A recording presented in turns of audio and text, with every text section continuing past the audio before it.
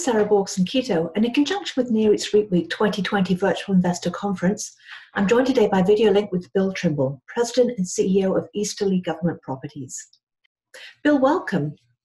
Thank you very much. It's great to be here. I wish I could be in New York with you or wherever you might be, but all the same, we're really thrilled to participate in REIT this year. With the federal government as Easterly's main tenant, what are some of the unique ways in which your asset management team have had to deal with some of the challenges of COVID-19? The good thing is Nick Nemorella, who runs our team, was busy in late February and early March when we realized that this was going to be a little bigger than we all had initially thought, and started communicating with the federal government, the GSA in particular, to figure out how we'd work the protocols with the federal government. I mean, we all know that the CDC has guidelines, but we're in a unique situation where we can only clean buildings so many times, and we have to be paid individually for every extra time that we might take on that task.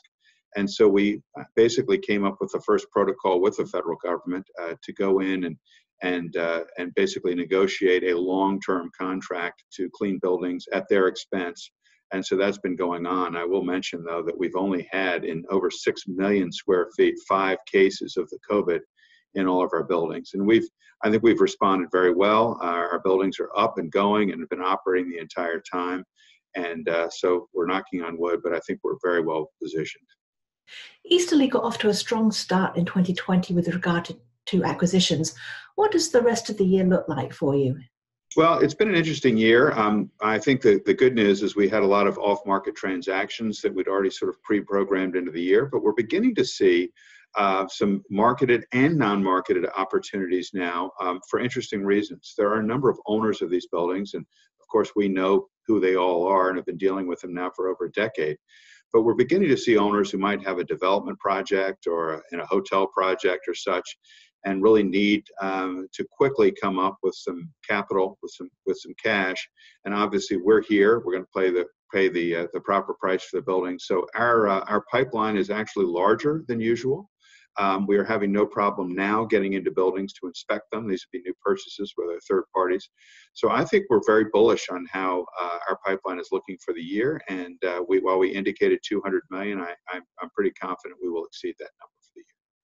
Which government agencies are your major tenants, and do you anticipate any change in that tenant mix going forward?